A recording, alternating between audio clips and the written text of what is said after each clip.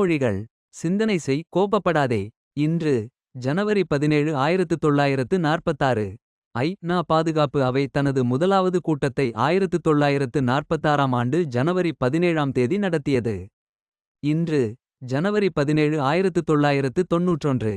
வளைகுடாப் போர் 1991ஆம் ஆண்டு ஜனவரி 17ஆம் தேதி ஆரம்பித்தது. இன்று ஜனவரி 17 1917. தமிழ்நாட்டின் முன்னாள் முதலமைச்சர் எம்.ஜி. ராமச்சந்திரன் 1917ஆம் ஆண்டு ஜனவரி 17ஆம் தேதி பிறந்தார்.